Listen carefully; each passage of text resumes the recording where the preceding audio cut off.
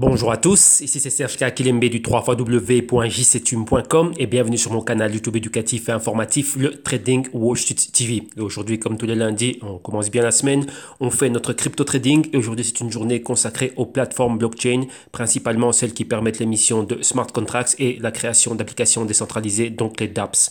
Donc aujourd'hui c'est une émission dans laquelle les cryptoactifs qu'on va analyser sont ceux avec lesquels on a un très haut niveau de compétitivité. Et ici, donc, la compétition est rude. Donc, vous avez bien compris que c'est la journée du dApps lundi. Donc, ici, on va s'intéresser à l'Ethereum, au EOS, au Cardano, au Zilliqa et au Neo. Donc, rappelez-vous ici, c'est quoi? C'est une compétition à feu, à sang et à mort. Et donc, là, on va le voir tout de suite.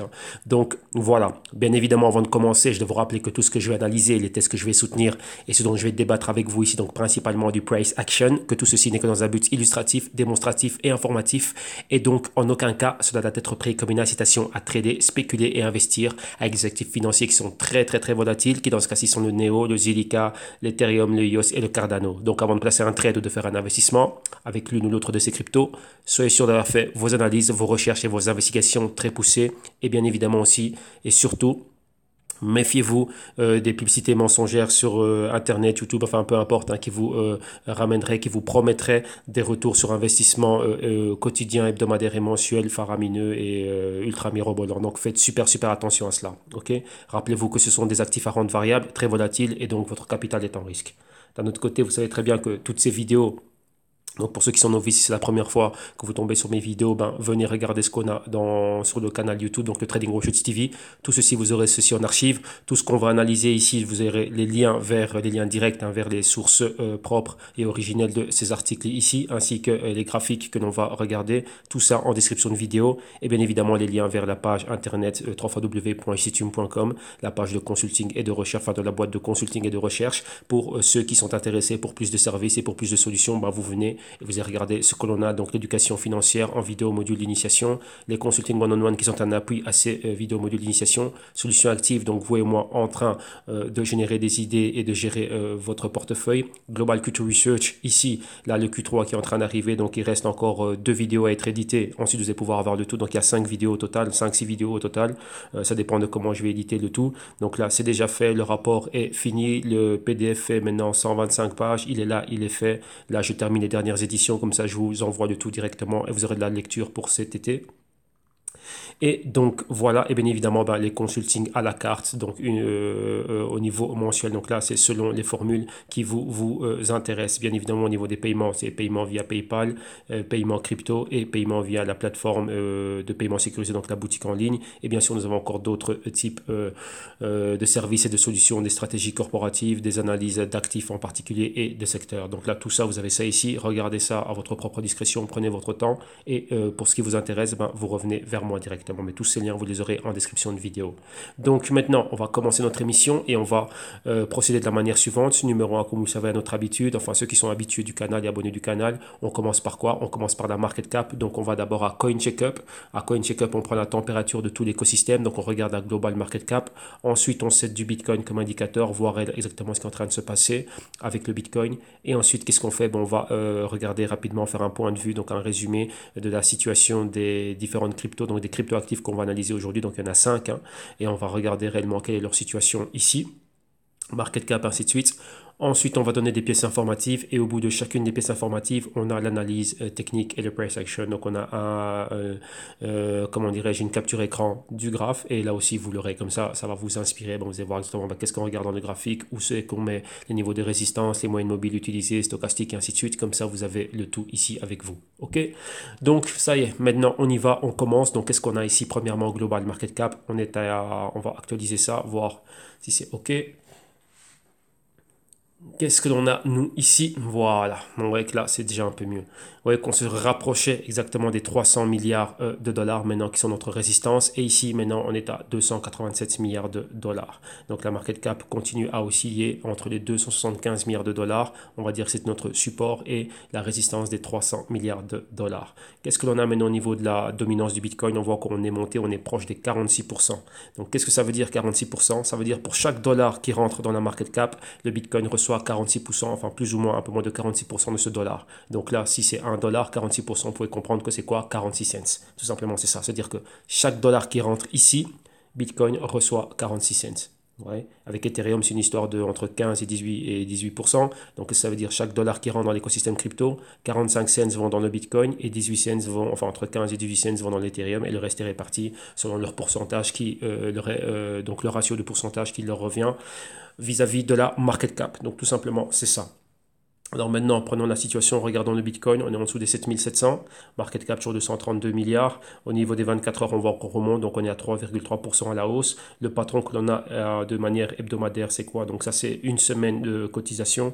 On voit qu'on avait un support, on a décollé, on a atteint une résistance et maintenant on est dans un mouvement horizontal et on redécolle maintenant de cette résistance. Donc on voit qu'on tente d'aller un peu plus loin ici. Et qu'est-ce que l'on a au niveau des 2 semaines? On voit qu'on est à 13% à la hausse. Le mois est haussier, donc 26%.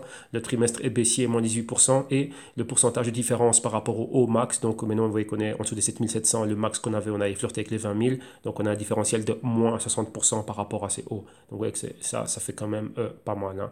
Donc on a eu une forte correction ici. Alors maintenant, allons nous intéresser aux cryptos du jour. Donc on commence avec Ethereum, son prix 464 $ US, market cap 46,8 milliards de dollars US.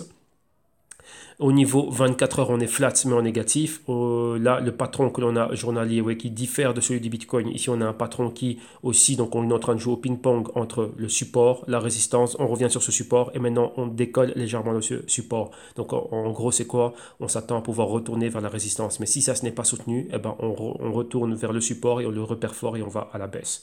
Donc vous voyez que le patron diffère de celui du Bitcoin. Au niveau des 2 semaines, on a quoi? On est à la baisse de moins 3,5%.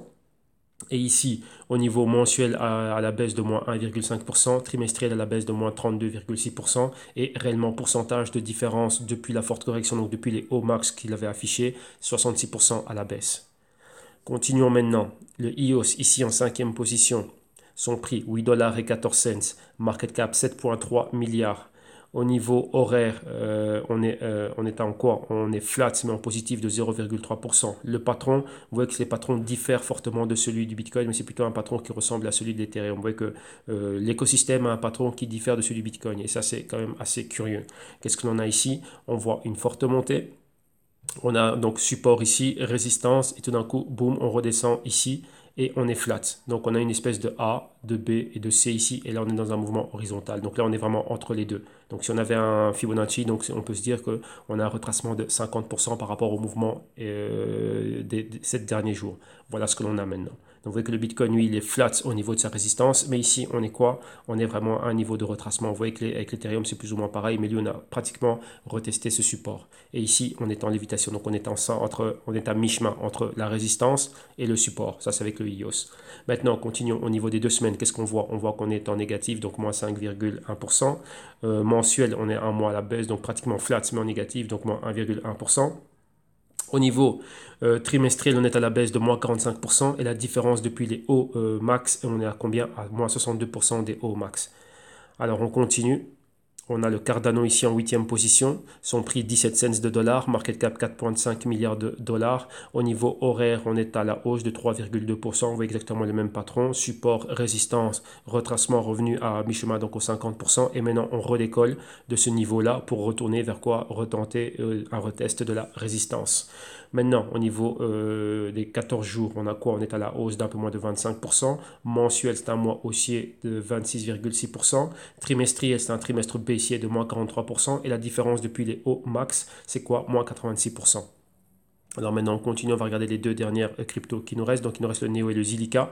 13e position ici, on a le Neo, son prix 33 $ et 39 cents, market cap 2,1 milliards de dollars. Au niveau 24 heures, on est à la baisse, donc moins 2,1%. Le patron ici, vous voyez qu'on a décollé du support. On a atteint une résistance et on est revenu sur le support. On a fait un bounce, donc on a un double bottom, donc support une fois, support 2 fois et maintenant support 3 fois. Donc là maintenant on s'attend à voir quoi? Cela à la baisse.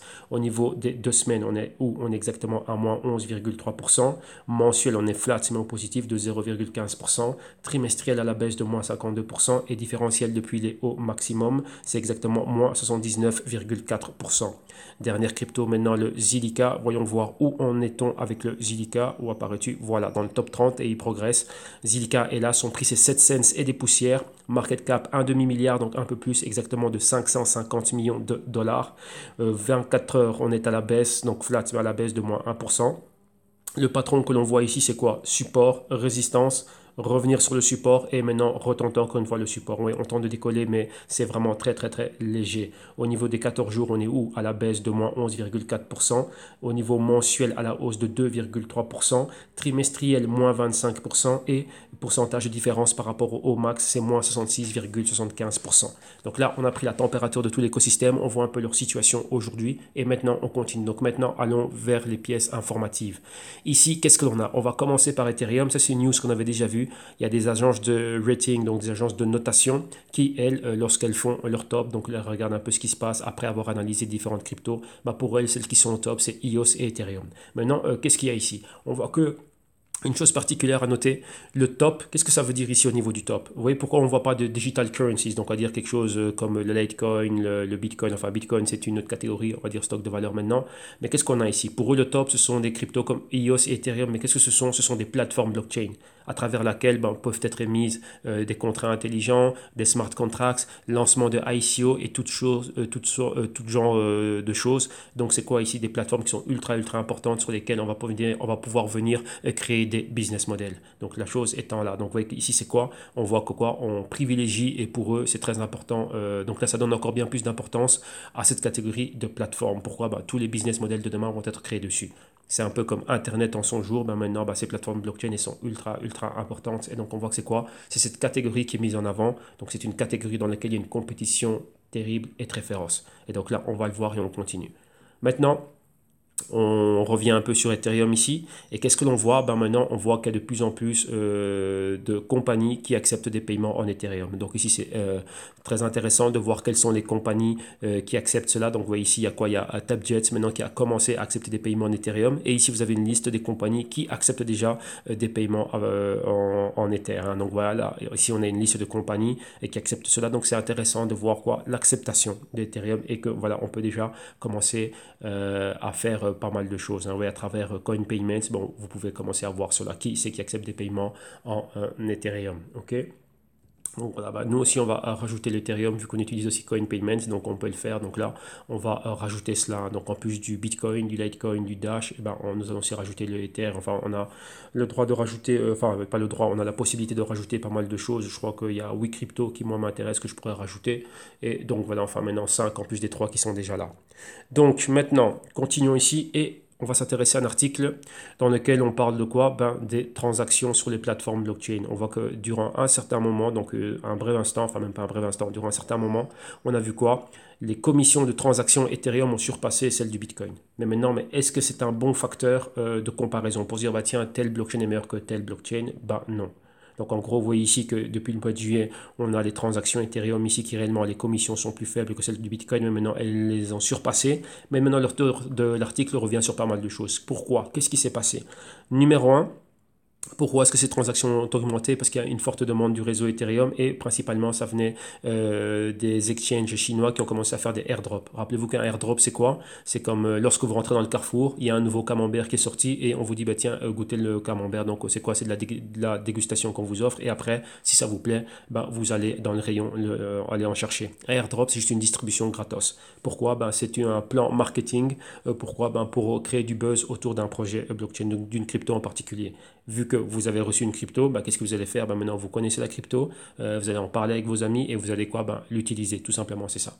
Ouais. Donc après, réellement, c'est un plan marketing pour forcer l'utilité, enfin même pas forcer l'utilité, mais on va dire que le public soit aware, on va dire ça comme ça, de cette crypto. Donc là, voilà, donc numéro 1, il y a eu ça. Et numéro 2, il y a eu des allégations et spéculations d'une possible attaque venant de EOS. Vous voyez, comme on voit ici, un EOS-backed bot running spam attack. contre le réseau Ethereum. Donc là, ça, c'est encore, ça fait quelque chose, ça fait 2 semaines que c'est là, c'est dans l'air, ça se discute et on dit que voilà, que EOS, il y aurait une attaque perpétrée venant de cette équipe là pour déstabiliser cela. Donc que ça, ce serait de la compétition malsaine, vu que là, ce sont des coups dans le dos. Oui, on veut de la compétition clean ici, où c'est quoi? C'est au niveau de ce qu'on a dans le cerveau et ce que l'on prouve au niveau technologique et dans notre développement et on laisse le public décider. Ouais, donc décider quoi? Moi, je préfère EOS ou moi, je préfère créer mon business sur Ethereum, tout simplement, c'est ça. Donc ça, ce sont pas mal de choses qui sont là. C'est dans les discussions, c'est de la spéculation, mais les preuves, on n'en a pas. Tout simplement, c'est ça. Ouais, que Dan Larimer était sorti pour en parler. On avait couvert cela dans les émissions précédentes où il disait que non, c'est pas vrai, on n'a jamais fait ça, nous. Voilà, donc là, la chose est là, mais ici, ce sont les probabilités pour expliquer le pourquoi du comment il se passe ceci. Mais d'un autre côté, il continue pour dire que quoi, ce n'est pas une bonne métrique d'analyse relative entre ces deux cryptos. Pourquoi ce sont deux plateformes blockchain qui n'ont rien à voir. Absolument rien à voir, donc personnellement, regardez ça, ce n'est pas là, mais ouais, que au niveau de leur nom, vu que c'est le numéro 1 et le numéro 2, c'est toujours intéressant d'avoir cela. Donc on va dire, voilà, c'est pour la news, c'est pour les yeux, c'est pour lire et c'est pour, voilà, pour qu'il y ait une histoire à raconter. Ok. Maintenant, on va à un truc qui est super important ici. Et c'est quoi? C'est une chose de laquelle je suis souvent en train de parler, donc c'est de l'Enterprise Ethereum Alliance. Donc c'est une alliance de beaucoup de compagnies. On va dire ça comme ça, hein, on va pas dire qu'ils ont prêté allégeance, mais c'est quoi? S'unir, s'allier pour faire quoi? Placer une partie de leur business sur le blockchain, mais pas n'importe quelle blockchain, celle d'Ethereum. Donc ça garantit déjà quoi? De la demande pour l'Ethereum et ça te garantit quoi? L'usage de la plateforme Ethereum, quoi qu'il se passe. Donc même maintenant, à son niveau embryonnaire où ils ne sont pas au top à 100%, il y a déjà cette alliance d'entreprise qui a été créée. Donc ça lui garantit toujours quelque chose. Donc ils vont toujours continuer à mettre quoi? Des ressources et placer une partie de leur business dedans. Pourquoi? Vu que Ethereum et le blockchain ainsi de suite, c'est le monde de demain. Rappelez-vous, c'est la même transition qu'il y a eu avec Internet.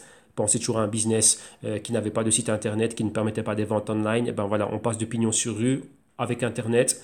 On a une page Internet, on a ci, on a ça, on peut commencer à faire des ventes et des envois online, enfin des paiements online, ainsi de suite et tout ça. Donc que c'est une autre, on revoit notre business model et on a une expansion sur le net. Donc on a une vie comment dirais-je, sur la toile. Mais maintenant, avec ces entreprises, c'est pareil. Il y a eu l'évolution de pignon sur rue à Internet. Et maintenant, il va y avoir une évolution sur le blockchain. Et donc, comment dirais-je, la blockchain de choix ici, pardon, ça va être Ethereum. Et donc, il y a une alliance de tous ces business pour faire ça. Et il y a d'énormes compagnies. Il y en a des centaines. Donc, vous voyez que là, c'est ça. Et maintenant, il y en a quoi? Encore une en plus. Donc, Syncfab qui vient de rentrer dedans. Et Syncfab, qu'est-ce qu'ils font? Ils sont là pour tout ce qui est supply chain. Donc, c'est la chaîne d'approvisionnement pour tout ce qui est les usines, ainsi de suite. Et donc, le hardware. Donc, la supply chain de tout ce qui est quoi, de tout ce qui est hardware. Et donc, ouais, ils ont 4 missions principales et réellement, voilà, ils décryptent cela et maintenant, eux, ils vont utiliser Ethereum blockchain pour ça, ça, ça, ça et ça. Donc, pour l'efficience au niveau de cette chaîne d'approvisionnement vis-à-vis de quoi, de ce hardware pour usine. Donc, voilà, donc, vous voyez que là, ça continue à grandir. Maintenant, on reste avec la Ethereum Enterprise, Enterprise and Ethereum Alliance. Qu'est-ce qu'on voit? Même maintenant, ils viennent d'ouvrir des bureaux où? Au Japon, donc en Asie. Donc là, c'est quelque chose de grand maintenant à Tokyo. Donc ils continuent cela. Pourquoi? On va faire exactement la même chose. Tenter d'avoir des alliés ici maintenant au Japon, vu qu'il y a beaucoup d'industries là-bas, il y a beaucoup de compagnies. Et donc voilà, donc c'est s'assurer réellement, ouais, c'est ça une continuité et des personnes qui vont venir avec leur business, qui vont mettre une partie de leur business sur le blockchain, mais que cette blockchain de choix soit quoi? Soit Ethereum. Donc là, c'est stratégique à ce niveau-là. Alors maintenant, on continue. Et on reste avec Ethereum. Rappelez-vous que malgré tout ce qu'on voit, Ethereum n'est pas encore mis à jour. Et maintenant, il y a un projet qui est créé sur le réseau d'Internet, donc sur la plateforme blockchain d'Internet, donc Raiden, qui lui maintenant, avec les nouveaux tests qu'il est en train de faire, et ils auraient fait quoi? Comme ils disent bien, résolu les problèmes de mise à l'échelle d'Ethereum à travers ce que eux sont en train de faire, vu qu'ils sont créés là-dessus, et donc ça fonctionne sur smart contract. Donc voilà, on va pas rentrer dans les détails ici, mais là on explique exactement qu'est-ce qu'ils ont eu, vu que Ethereum maintenant a des problèmes de quoi? De mise à l'échelle. Rapidement, pour vous donner un compte rendu de c'est quoi Raiden Network, c'est un peu l'équivalent du Bitcoin Lightning Network. Donc d'où le nom Raiden, donc ça va vite comme un éclair, c'est ça. Donc c'est quoi au niveau des transactions? Maintenant, principalement, c'est pourquoi? ce problème de mise à l'échelle. C'est pour permettre des micro-transactions, tout simplement. C'est ça. Ça, c'est au niveau de cela. Et donc là, c'est quoi? Cette mise à l'échelle, ça peut être implémenté aussi dans la blockchain d'Ethereum. Et donc là, c'est quelque chose de bon, c'est quelque chose de positif. Et on va voir cela. Rappelez-vous qu'Ethereum a des problèmes de mise à l'échelle. Et on a vu quoi avec la congestion qu'ils ont subi à cause des CryptoKitties. Donc tout simplement, voilà. Alors maintenant, continuons. Et qu'est-ce qu'on a? Maintenant, on va voir un peu un CEO. Donc ça, cette vidéo, je vous l'ai déjà partagée ce samedi. Donc c'est le CEO de Circle. Rappelez-vous, Circle qui a acheté Poloniex. Et eux-mêmes, Circle ont été achetés par Goldman Sachs. Et Circle, c'est quoi? C'est un exchange, mais qui donne quoi? Des services à un type de clientèle, investisseurs accrédités et personnes fortunées. Les ordres minimums à placer chez eux, c'est de quoi? C'est d'un demi-million. Donc 500 000 dollars ici. Donc vous voyez que ce n'est pas pour tout le monde. Et maintenant, ce CEO, lors de la vidéo que je vous ai partagée ce samedi, il a parlé fortement d'Ethereum et il est revenu en arrière sur ce qui s'est passé en 2017. Et en 2017, il y avait quoi? On a vu la folie des cryptos, mais principalement, comme il disait, cette folie des cryptos, c'était pas spécialement le Bitcoin, c'était vraiment dû à ce qui est Ethereum. Pourquoi? En 2017, il y a eu un mot qui était clé. Et le mot clé de 2017, c'était quoi? ICO, donc les ICO, donc les Initial Coin Offerings. Donc il y avait des projets en tout genre et des ICO en tout genre. Il y a beaucoup d'argent qui a été levé, c'était un record en 2017. Mais maintenant, il faut savoir une chose. Quelle était la plateforme de choix pour lancer ces ICO? Eh ben, c'était quoi? Ethereum. Ouais, même EOS, c'était une ICO, une des plus grandes, sur quoi? Sur le réseau Ethereum. Donc c'est ça. Donc il dit, tout ce qu'on a vu, c'était dû à Ethereum, vu que c'était Ethereum qui était la plateforme de choix pour le lancement des ICO. Tous ceux qui voulaient comment, et ces ICO, ainsi de suite, ça fonctionne sur quoi? C'est sur base de smart contracts. Tous ceux qui étaient en train de créer des dApps, c'était quoi? C'était Ethereum. Donc ouais, que Ethereum vraiment était au centre de tout. Et maintenant, il faut rappeler une chose, lorsqu'on a une ICO, on ne rentre pas avec une ICO avec du fiat. Donc, qu'est-ce qu'il fallait d'un autre côté pour pouvoir avoir accès à cela? C'était principalement du Bitcoin et du Ethereum.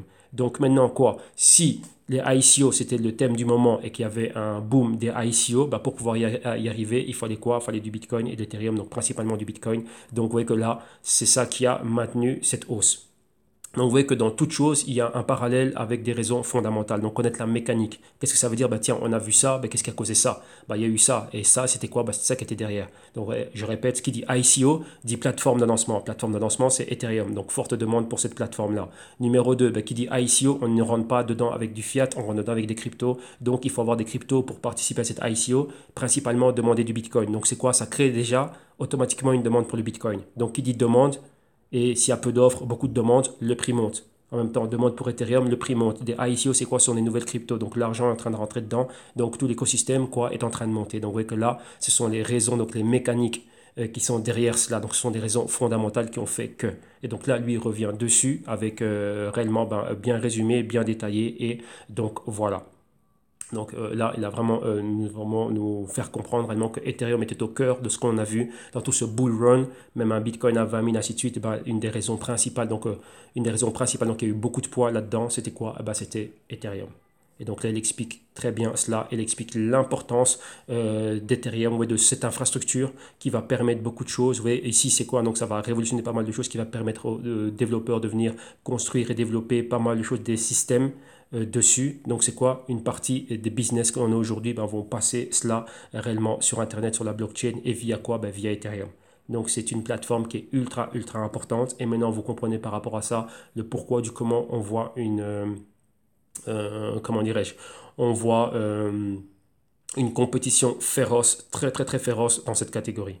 Et donc là, il revient dessus. Donc c'est très important au niveau de la création d'applications décentralisées et pas mal de choses. Ouais, donc ça c'est super important là-dessus. Donc là, lui, il regarde Ethereum avec des yeux, enfin, il est très favorable. Il est vraiment super pour Ethereum. Ici, il y a un deuxième article qui revient sur ce qu'il a dit, mais maintenant, il parle un peu de ici, dans cet article, l'auteur se focalise un peu sur le côté adoption. Et comme je vous l'ai dit, rappelez-vous, je viens de parler il y a quelques instants d'Internet, de cette phase qu'a eu Internet, donc des business d'avant, business passé sur Internet, et maintenant d'Internet, c'est quoi? Business qui vont passer sur le blockchain. Maintenant, il parle de l'adoption d'Ethereum et des cryptos, et via Ethereum, on peut voir ce même genre d'approche, ce même genre d'adoption, comme les business ont eu avec Internet. Maintenant, grâce à Ethereum, il peut y avoir cette adoption massive du blockchain et ainsi de suite, et des cryptos, bien évidemment. Donc ça, c'est très important. On voit que là, il a parlé de 2 points qui sont clés. Donc le point d'adoption massive. Donc là, on a vu ce que ça fait qu'Internet, mais maintenant, on peut encore aller plus loin. Mais rappelez-vous d'une approche business, il y a beaucoup de business qui sont là. Et rappelez-vous, on vient de voir l'Enterprise Ethereum Alliance, donc des business qui vont venir développer. Donc on en a déjà. C'est quoi ces entreprises? Ce sont celles qui créent les services et les produits que l'on consomme au quotidien.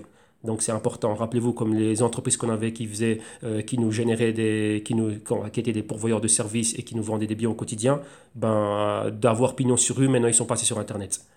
Un service, ce serait quoi? Un avocat. Vous deviez vous déplacer, aller vers le bureau de l'avocat ou commencer à lui téléphoner. Ben maintenant, on peut faire ça par Internet. On peut envoyer des documents, on peut faire un Skype et ainsi de suite. Vous savez que Internet a changé pas mal de choses. Ouais.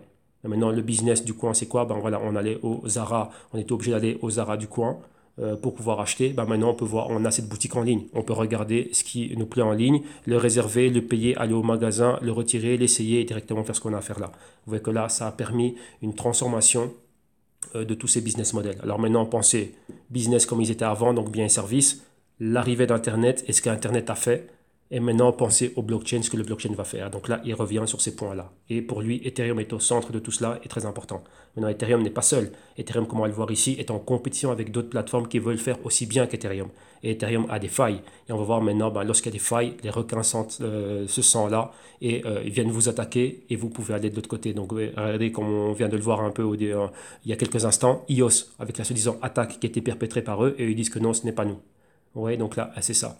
La compétition ici, elle est féroce. Voilà, donc là on a fini avec les news d'Ethereum. Maintenant regardons un peu ce qui se passe au niveau des graphiques d'Ethereum. Donc ici on a Ethereum ici à l'écran. Et on voit réellement qu'est-ce qui se passe ici avec Ethereum.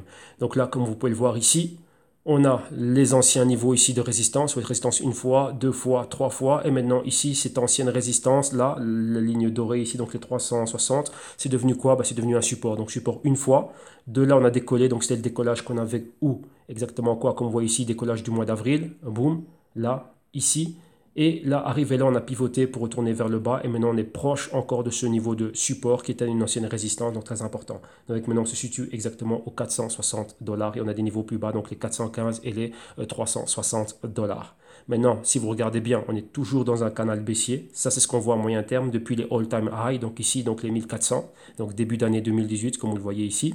La tendance à long terme, elle reste haussière. Vous voyez qu'on est dans ce canal haussier, mais on est où? On est scotché au support du canal pour le moment. Donc si on doit tracer une autre ligne ici, attendez, je vais la tracer comme ça vous allez voir de quoi je parle. Si on doit tracer ceci, ça ici, c'est quoi? Ça, c'est la partie inférieure du canal et ça, c'est la partie supérieure du canal. Vous voyez que pour le moment, on est ici. Donc qu'est-ce que ça veut dire? On est scotché au support. Support une fois, vous voyez que là, on a le bas. Oui, à chaque fois là comme ça, support, support. Donc maintenant c'est quoi? Si on perfore ça, on peut aller à la baisse. Qu'est-ce qu'on a? La moyenne mobile de 152 semaines, pardon, 104 semaines, excusez-moi, ça c'est celle de 52 semaines, et vous voyez qu'on est là. Donc là maintenant on peut perforer cela à la baisse et aller toucher, avoir une interaction avec cette moyenne mobile. En touchant cela, ça nous donne quoi? Ça nous donne des niveaux clés ici, comme vous voyez là, les niveaux des 243 dollars. Donc ça, ce sont des probabilités. Vous voyez que pour le moment, on se retrouve où? On est en zone de sous-évaluation. Maintenant, encore une fois, en zone de sous-évaluation. Et donc, on est là. Vous voyez qu'on s'attend à faire cette tasse ici, revenir dans cette zone-là. Donc ici, ce serait pareil, revenir où? Dans cette zone-là. Et après, recommencer un nouveau cycle de A, B, C, D pour aller vers le haut. Mais maintenant, la clé, elle est où? Elle est ici, à cet endroit-ci où on se trouve. Là et là, là et là. Donc voir maintenant si on va pouvoir avoir un bounce. Si on a un bounce, si vous regardez bien, donc un bounce c'est quoi? C'est rebondir, revenir vers ces niveaux. Mais qu'est-ce qu'on doit perforer? On a un nuage de moyenne mobile ici. Donc entre les 400 et les 700 et les 650, on va dire ouais 700, on a un nuage de moyenne mobile et on a un niveau clé. Ces deux bougies ici, elles s'annulent vu que ça c'est comme si c'était plus 1 et moins 1, donc ça fait 0 exactement. Et ça nous ramène quoi? Au niveau clé. Si on regarde bien les niveaux des 700, qu'est-ce qu'on avait ici? C'était un point pivot. Là maintenant c'est le niveau de clôture. Et là, maintenant, c'est le niveau auquel on est et qui équivaut à quoi? C'est le niveau qui est au-dessus du nuage de moyenne mobile. Donc, tant qu'on n'est pas au-dessus des 700 dollars, on ne peut pas se dire haussier ici. Donc, pour le moment, quand on regarde bien, qu'est-ce que l'on fait? Si ça, c'est notre tasse, on est dans le fond de tasse ici, on est dans un bloc d'accumulation. On joue au ping-pong entre la résistance, le support, la résistance, le support. Maintenant, on s'attend quoi? À revenir ici vers cette résistance et on doit quoi? Perforer cette résistance réellement pour compléter la courbe du fond de tasse et aller réellement vers le haut et recommencer un nouveau cycle A, B, C, D, ainsi de suite et aller vers le haut. Mais pour le moment, on est ici. Ouais. Mais là où on est maintenant, c'est quoi? Il faut penser réellement à qu'est-ce qui fait bouger cela. Vous avez vu que le CEO de Circle, il est revenu sur des bases fondamentales pour réellement nous indiquer quels étaient réellement les mouvements qui étaient derrière ce qu'on a vu en 2017. Maintenant, avec du recul, on peut se dire, tiens, on a eu ça, ça, ça, ça, et c'est sur base factuelle. Il n'y a qu'à regarder le nombre de ICO qui a été fait. Quelle était la plateforme de choix pour les ICO? C'était Ethereum. Et on rentre comment dans ces ICO? Via du Bitcoin et via de l'Ethereum. Donc, ça crée quoi? De l'offre et de la demande. Ouais. Ceux qui ont l'offre du Bitcoin, beaucoup de demandes pour le Bitcoin. Pourquoi on demande du Bitcoin? Pour après pouvoir rentrer dans ces nouvelles ICO. Tout simple. Donc là, c'est clé. Ouais. Mais maintenant, on a passé cette phase de folie des ICO et ainsi de suite. Maintenant, pas mal régulé à travers le monde. Maintenant, il y en a de moins en moins. Il y a des plateformes qui sont sûres. Beaucoup de ICO, comme on a vu samedi, n'ont abouti à rien. Mais maintenant, c'est quoi? Bon, on va se rabattre sur des projets qui sont bien plus solides. Les projets solides, bon, on a déjà vu ce que Ethereum a prouvé. Maintenant, Ethereum a quelques lacunes et doit trouver des problèmes à ses solutions. Donc là, maintenant, on va voir ça tout de suite. Et maintenant, c'est là que rentrent en compétition les autres plateformes blockchain. Donc, vous voyez que Ethereum a des points clés maintenant. Donc, cette nouvelle hausse doit être faite sur base de quoi? Sur base de solutions aux problèmes techniques que rencontre Ethereum. Maintenant, au niveau de enfin même pas de sa technologie, ils l'ont, mais ça doit continuer à être mis à jour et développé, donc être, comment dirais-je, factuel, matériel. Donc, ils doivent matérialiser cela maintenant. Ok, donc des problèmes comme ce qu'on a eu avec les CryptoKitties ne devraient plus survenir dans le futur, vu que maintenant, il y a une alliance d'entreprises qui est de plus en plus grande.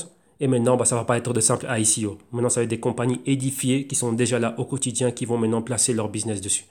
Donc, ils ne peuvent pas se permettre d'avoir une plateforme qui est douteuse ou qui a encore des problèmes de mise à l'échelle. Oui, tout simplement, c'est ça. Donc là, on a vu ici ce qui se passe avec Ethereum. Continuons maintenant et maintenant rentrons vraiment dans le cœur de la compétition. Ici, l'article commence fort. Zilliqa rises, donc Zilliqa s'élève pendant qu'Ethereum fails to answer. Donc pendant qu'Ethereum n'arrive pas à avoir de répondant, pendant qu'Ethereum n'arrive pas à amener les solutions et les réponses à ces problèmes, voilà, qu'est-ce qu'on voit? Zilliqa monte. Principalement avec quoi? Le sharding qui est une solution de mise à l'échelle. Donc Zilliqa domine à ce niveau-là. Donc là, c'est ce que l'on voit. Donc l'auteur de l'article ici revient réellement là-dessus. Vous voyez? Donc, c'est ce qui est en train de se passer. Donc, maintenant, quand on voit quoi? Ethereum is bleeding. Donc, on dit Ethereum est en train de saigner. Donc, saigner quoi? Des utilisateurs. Donc, on dit que le sang d'Ethereum, c'est quoi? Ce sont ces utilisateurs qui partent. Donc, ils sont quoi? Il y a une migration et tout le monde va vers quoi maintenant? Le Zilliqa. Donc, là, déjà, entrer en matière déjà de quoi? De la compétition. Donc, là, on le voit dans cet article. Donc, rappelez-vous, les problèmes de mise à l'échelle d'Ethereum, c'est leur faiblesse fait la force d'une autre plateforme. Et ici, le Zilliqa. Donc, là, ça commence déjà. Bien évidemment, vous avez compris qu'ici, on s'intéresse aux IDK. Donc maintenant, qu'est-ce qui se passe ici? On continue. Maintenant, on va encore bien plus loin au niveau de tout ce qui est compétition. Et qu'est-ce qu'on voit? C'était quoi l'article ici? Voilà. Est-ce qu'Ethereum peut continuer à triompher? Donc, peut triompher sur le trône et sur le Zilliqa. Maintenant, quoi? Avec son propre sharding et son propre plasma. Vu que c'est quoi? Toujours des problèmes de mise à l'échelle que Zilliqa a déjà. Vous voyez que Trône vient de migrer. C'est aussi un grand projet, une grande ICO aussi qui avait eu lieu. Et un projet qui a vécu sur la plateforme blockchain d'Ethereum qui maintenant a sa propre mainnet et qui eux aussi maintenant commencent à faire quoi? Ils ont une mise à l'échelle, selon eux, qui est bien plus puissante et bien plus solide et robuste que celle d'Ethereum. Et ils permettent aussi la création d'applications décentralisées. Et ça ne va pas tarder avant qu'ils fassent des smart contracts, vu que lancer une ICO, faire cela, ça fonctionne avec un smart contract. Donc c'est quoi? Trône aussi, malgré la catégorie dans laquelle ils sont, donc gaming et ainsi de suite et tout ça, et divertissement, touche aussi maintenant la catégorie plateforme. Donc comme le Zilliqa. Donc ça rentre aussi dans cette catégorie, dans cette compétition. Et vous voyez que maintenant, eux, pour le moment, c'est bien plus solide que ce qu'on voit avec Ethereum. Ouais, sans avoir la même alliance des centaines de compagnies qui viennent comment dirais-je, qui sont là. Donc vous voyez que là, c'est quelque chose de très important et on voit quoi? Cette compétition qui est là. Donc là, Ethereum a des solutions, le sharding, le plasma, Casper, Viper, et passer du proof of work au proof of stake. Donc il y a beaucoup de choses qui sont en train de faire. Mais vous voyez que là, il y a énormément de pression sur eux. Donc maintenant, continuons. Encore cette news qui revient encore sur la même chose. Et c'est quoi? Mais ici, est-ce que maintenant le trône peut dépasser les performances comment dirais-je, en utilisant le plasma et le sharding, est-ce qu'ils peuvent dépasser le trône? Vu que maintenant le trône, avec leur migration, il y a de plus en plus d'utilisateurs. Il y a de plus en plus d'applications décentralisées qui sont créées et ainsi de suite. Même des futurs lancements de ICO et tout cela. Donc vous voyez que là, on revient réellement avec ceci. Donc là, c'est vraiment pour se baser sur le côté sharding et plasma qui sont des choses que domine le Zilliqa. Donc là, quand je parle du trône ici, on parle aussi de ce qu'est le Zilliqa. Pourquoi? Parce qu'indirectement, c'est ce qu'ils font. Enfin, directement, c'est ce qu'ils font aussi. Et c'est avec ça qu'ils sont en train d'être en compétition avec Ethereum. Et pour le moment, ils gagnent la partie. Pour le moment, Ethereum n'a pas su répondre. Vous voyez, et là, dans le Q2, pardon, dans le Q3, donc dans le Global Research Q3, on est revenu dessus et on voit eux-mêmes les développeurs leaders, donc Vitalik Buterin, Blake et encore deux autres qui sont en train de parler de cela et ils donnent des dates par rapport à ça. Et les dates, je vous dis pas, on n'est pas à un an, c'est horizon 2022 minimum. Ouais, pour que ce soit full opérationnel selon eux. Ouais. Mais vous voyez que, imaginez-vous la pression qu'ils ont avec ces grosses compagnies multinationales, corporations déjà édifiées qui, voilà, nous on est là pour une alliance. Et rappelez-vous, les corporations, c'est quoi? On est dans le capitalisme. Une corporation est là pour faire du profit. Donc, pendant que tu n'es pas encore mis à jour, pendant que tu n'es pas là, pendant que ta plateforme n'est pas solide, nous, on perd de l'argent. Et dans ce monde ici, on est là pour faire de l'argent. Pourquoi? Quand ce sont des compagnies qui sont édifiées, elles doivent faire de l'argent. Pour qui? Pour les shareholders. Donc imaginez-vous qu'un Coca-Cola, on a, ou un Apple, maintenant, il y a Warren Buffett qui a un stake dedans de 2-3% et Coca-Cola un peu plus. Chaque jour que Coca-Cola ne fait pas de l'argent, lui, il en perd. Et il n'est pas là pour ça, il n'est pas là pour perdre de l'argent, il est là pour faire de l'argent. Donc vous voyez qu'il y a une pression ici. C'est-à-dire que toi, Coca-Cola, tu vas me faire des boissons qui vont me faire apporter de l'argent. Pourquoi? Parce que je t'ai donné du capital pour le faire. Et donc c'est ça. Ça vous donne un droit de vote, le fait d'avoir un stake dans une compagnie. Ben ici c'est pareil. Avec Ethereum, on a dit on vous a donné de l'argent pour faire ça, ça, ça et ça, parce qu'on attend the next phase, donc la phase suivante de l'évolution après Internet, c'est vous avec le blockchain. Donc il y a de l'argent ici. Et pendant que vous, l'argent, pendant qu'on n'a pas de retour sur notre capital investi chez vous, on est en train d'en perdre. Et on a des shareholders derrière nous qui nous disent, et là on est en train de perdre de l'argent, il se passe quoi avec les petits avec Ethereum? Vous voyez, la chose c'est ça. Donc ça, c'est la chaîne qu'il y a. Il faut comprendre, rappelez-vous, d'où vient le capital. Ces jeunes-là, Ethereum, Bitcoin, ils n'ont pas de capital. Le capital vient bien de quelque part. Et il vient d'où? Ben, il vient de ceux qui sont investis dans ces grosses corporations. Et ils sont là pour du profit. Donc, il ne faut jamais oublier ça. Donc là, maintenant, on a vu Zilliqa, les choses clés. Donc, vous voyez que le sharding, surtout cela, c'est une chose qui domine. Et ça, c'est une des solutions clés pour Ethereum. Et Ethereum, pour le moment, ben, ils ne sont pas là, ils ne sont pas à jour avec cette chose-là. Ça ne roule pas chez eux. Et dans le Q3, vous allez voir, on a étudié ça, ils le disent eux-mêmes, c'est pas avant 2022. Donc regardez bien que Zilliqa a le sharding prêt aujourd'hui. Ils sont en train d'avancer avec ça aujourd'hui en 2018. Et Ethereum vous dit que c'est pas avant. Ils ont donné 3 phases. Phase 1, sharding 2021. Phase 2, sharding, non, phase 1, 2020. Phase 2, 2021. Et Plasma, c'est 2019. Donc on y sont à 3 ans d'être full opérationnel. Donc 3 ans, imaginez-vous ce qui peut se passer en 3 ans alors que votre compétition est déjà là aujourd'hui avec cela. Donc vous avez bien vu, comme l'a dit l'article, Ethereum est en train de saigner des utilisateurs qui font quoi? Qui petit à petit sont en train de dévier pour aller vers la compétition. Pourquoi? Ben, on a un business à faire aujourd'hui, pas dans 3 ans. Le temps, c'est maintenant. Ok, donc là, c'est très important ça. Alors maintenant, regardons Zilliqa. Allons voir vraiment ce qui se passe ici au niveau de Zilliqa. Et ici, on a quoi? On a le Zilliqa. Et ici, qu'est-ce que l'on voit? Bon, on voit les différents niveaux. On voit ici l'ancienne résistance support, donc avec plus ou moins ça s'annule. Donc ça c'est comme si c'était plus 1 et ici c'est moins 0,8, donc ça s'annule pratiquement. Donc on revient à quoi? On revient au niveau qu'on a ici. Donc c'est plus ou moins les 4 cents ici. Maintenant on a quoi? On a une ligne de tendance qui est tracée ici, donc un support. Après une ligne de tendance, un support, et ce qu'on a? On voit qu'on est venu se poser ici. Donc vous voyez qu'on se pose plus ou moins aux alentours des 6 cents, 5 cents. Donc on est là comme support. Ça fait quoi? Maintenant on commence la semaine, donc ça fait une semaine, 2 semaines, 3 semaines, 4 semaines. Donc déjà ça fait déjà un mois et 2 semaines maintenant qu'on ne va nulle part, qu'on est en train d'osciller. Donc on est en train de jouer au ping-pong entre ce niveau-ci et les 0,8 ici. Donc voilà, on est là en train de jouer du ping-pong ici. Donc on est dans un mouvement horizontal, on ne va nulle part. Vous voyez que c'était le cas ici. On est en train de faire ce fond et ensuite après on est remonté. Donc maintenant lorsqu'on voit ça, est-ce qu'on est dans cette même phase? Vu que regardez bien, la similitude c'est quoi? On est en dessous de la moyenne mobile de 4 semaines. Ici aussi pareil, mais après on doit redominer le tout et aller réellement plus haut. Donc ici, le Zilliqa, lorsqu'on est en train de voir ça, c'est quoi? On peut s'attendre à une grande phase d'accumulation. On voit qu'on a un support, donc une zone de bas et une zone de bas plus haut. Ici, on est dans le sell side, mais en train de faire une courbe. La courbe, est-ce que c'est la même que l'on voit ici? Et si on trace une autre parallèle, ça nous donne ceci. Pour faire un A, un B, un C et un D, réellement aller plus haut et toucher ici, c'est au max ici. Donc vous voyez que là, c'est ce qu'on est en train de voir pour le moment avec le Zilliqa. Avec le Zilliqa, ne baisse pas plus bas que là où il est, mais il reste ici à l'horizontale. Donc c'est quoi? C'est un équilibre entre vendeurs et acheteurs. Et c'est là qu'on a quoi? On a des achats et ventes stratégiques à un même niveau. Vous voyez, pas avec autant de volume, mais ici c'est très très très discret. Donc vous voyez que là, on ne va pas plus bas. On se maintient à ce niveau-là. Donc ici, si on n'arrive pas à repousser les prix bien plus bas, et qu'on se maintient là horizontal durant pas mal de temps, ce n'est qu'une question de temps pour voir quoi? Commencer à avoir des nouveaux patrons aussi. Donc lorsque tout l'écosystème va repartir vers le haut, Zilliqa, on devrait commencer à assister à des choses du type A, B, C, D, comme ceci. Ouais. Vu que là on avait ceci en descendant, et vous voyez qu'on a notre épaule, tête, épaule inversée, et là c'est vraiment typique de quoi? D'un patron de renversement. Mais la phase maintenant, ce bloc d'accumulation horizontale, ça peut prendre un certain temps. 1 mois, 2 mois, 3 mois, on n'en sait rien. Mais ici, on voit déjà c'est quoi? C'est déjà très prometteur parce qu'on se stabilise à ce niveau-là. Et donc là, ça peut nous permettre quoi? C'est une opportunité de pouvoir accumuler lentement, mais sûrement. Surtout lorsqu'on est ici encore dans le sell side. Donc c'est-à-dire quoi? En dessous du niveau des 50, qui équivaut à ce niveau aussi, donc en dessous des 12 cents. Donc entre 12 cents et 6 cents, bah là c'est un moment clé pour pouvoir accumuler. Vous voyez, ici, ceci, ça équivaut à ça. Une fois qu'on passe cela, bah, le mouvement va être parti. Ouais.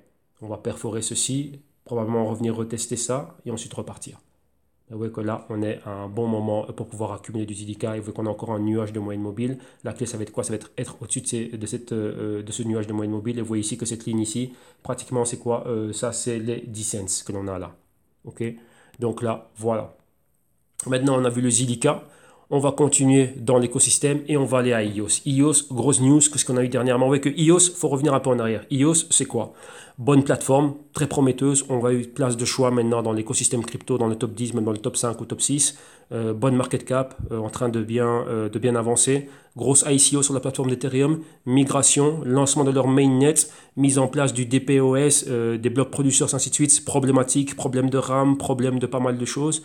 On a vu ce que ça a donné, ça continue à avancer. Maintenant, on voit des allégations de suspicion, soupçons au niveau des attaques générées à Ethereum pour encore affaiblir l'adversaire. Mais la compétition, elle est là, elle continue. Et ça se passe au niveau technique. Donc, Dan Larimer qui sort pour dire, écoute, nous, on n'a rien fait. Maintenant, allons à la compagnie Block One. Et qu'est-ce qu'on voit? Il n'y a pas longtemps, Peter Thiel, grand personnage. Peter Thiel, rappelez-vous, Peter Thiel, pour ceux qui ne le savent pas, c'est lui qui est derrière Vitalik Buterin et il est derrière Ethereum. Donc tout ce qu'on a vu, simple exemple, Peter Thiel, c'est le créateur de PayPal, avec Elon Musk, ainsi de suite, Elon Musk de Tesla, avec le fondateur de LinkedIn et encore d'autres amis qu'ils ont, qui sont très importants à Silicon Valley dans le monde corporatif et du business. Ils revendent cela. Maintenant quoi, Peter Thiel, derrière Vitalik Buterin, mais pourquoi est-ce que c'est un personnage important? Pourquoi est-ce qu'on en parle tout le temps? Et on dit, bah tiens, mais qu'est-ce qui se passe ici avec cette personne-là? Parce que le Mark Zuckerberg de Facebook que vous avez aujourd'hui, bah, c'est lui qui était derrière. Ouais, donc l'influence que cette personne a pour faire de Mark Zuckerberg ce qu'il est aujourd'hui et de Facebook ce qu'il est aujourd'hui, bah, c'est ce monsieur. Et avec toutes les allégations, toutes, on va dire quoi, toutes les attaques que Facebook a eues, vous voyez que Facebook ça n'aura rien fait et ils sont derrière. Pourquoi? Parce qu'ils ont un personnage puissant derrière et c'est ce monsieur-là, ex-Wall Street, passé maintenant à Silicon Valley. Donc c'est quoi Silicon Valley? Il faut comprendre que Silicon Valley, c'est eux qui créent des startups qui après sont amenés à Wall Street. Donc c'est le capital risque. Vous voyez que c'est lui qui s'est chargé de prendre Facebook, la startup, et l'amener à Wall Street. Aujourd'hui, vous voyez que Facebook cotise. Et donc, Mark Zuckerberg, vous avez vu, il est où? Maintenant, cette compagnie, lorsqu'elle arrive à Wall Street, c'est qui à Wall Street? C'est le capital du genre Warren Buffett et ainsi de suite. Donc, lui, son travail, c'est ça. C'est d'aller prendre des startups, prendre le risque, les édifier, les rendre solides, améliorer leurs produits et tout ce qu'ils font et les ramener à Wall Street. Et c'est un expert en faisant ça. Il a une trajectoire, un track record de feu en faisant ça. Donc, ce qu'il touche, c'est du succès. Donc, dès qu'on voit son nom associé à un projet, on se dit, ah, tiens, ici, c'est pas n'importe quoi. Donc, on a vu, Vitalik Buterin, c'est lui qui a donné de l'argent à Vitalik Buterin pour ne pas aller à l'école et continuer à faire ce qu'il a, avec son fellowship, donc 100 000 dollars qu'il a reçu. Et maintenant, bah voilà, on voit ce que ça fait. Donc, pour se dédier 100% à Ethereum. Donc, il est bien financé et il lui a mis des personnes autour. Donc, ça, c'est son travail. Maintenant, qu'est-ce qu'on voit? Il y a ce milliardaire et d'autres milliardaires, donc Bitmain, qui se mettent ensemble et qui vont investir dans Block One. Block One, c'est la compagnie qui est derrière. Donc, c'est la compagnie qui s'occupe de tout ce qui est technologique, de la technologie, comment dirais-je, EOS. Donc, maintenant, on a ça, on a ça. News numéro 2, on voit maintenant Bitmain, donc le numéro 1 de pool minier et aussi numéro 1 de quoi pour tout ce qui est les ASIC, donc les dispositifs ASIC donc, qui permettent le minage.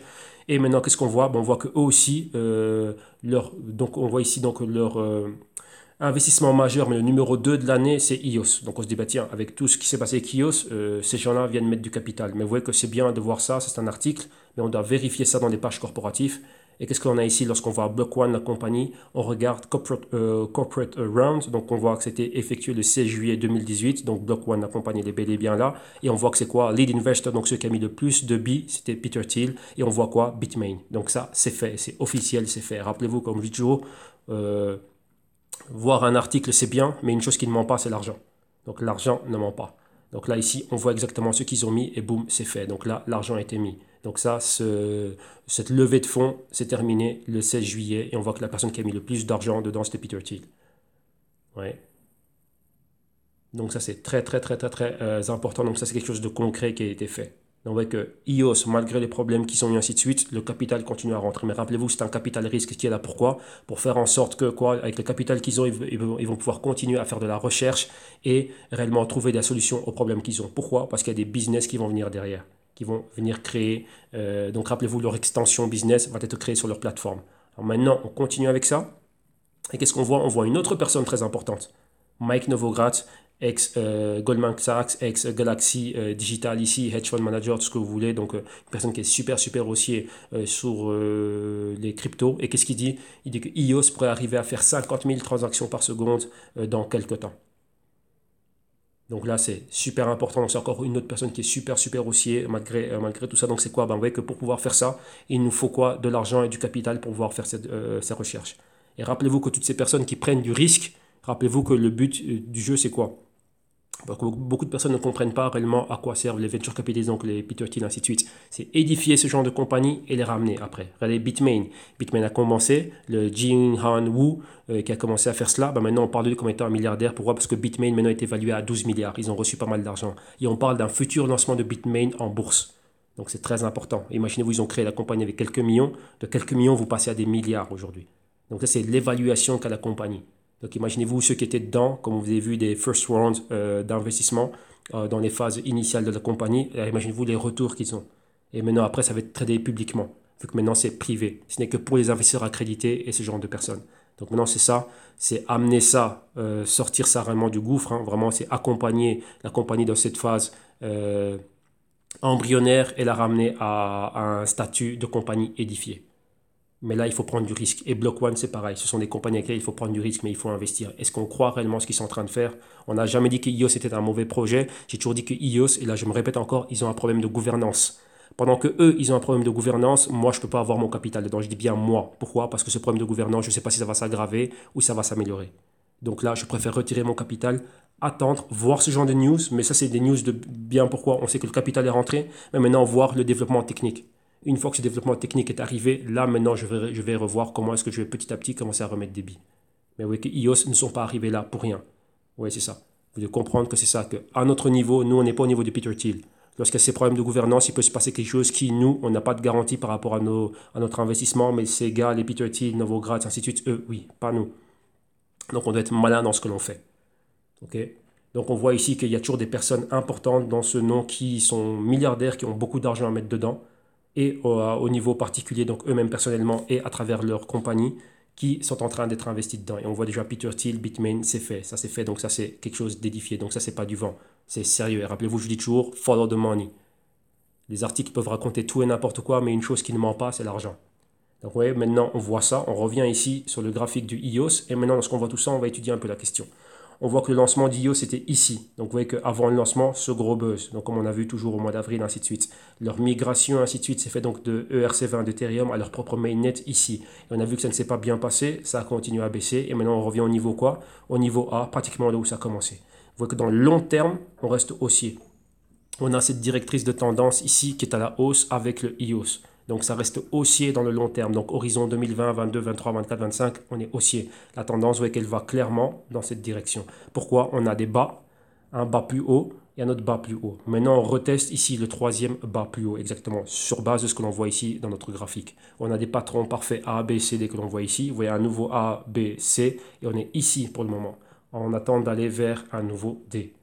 Et là, depuis le lancement et avant le lancement, on a vu comment on est en train de descendre. Donc là, c'est ça. Donc c'était une forte descente. On a vu les problèmes qui aussi sont eus, principalement de gouvernance, après soucis techniques. Là, mais vous voyez que maintenant ils viennent de recevoir du capital pour pouvoir quoi? Pour pouvoir continuer cette recherche et améliorer cela et continuer à aller de l'avant. Maintenant, on voit quoi? Qu'ils sont en sous-évaluation.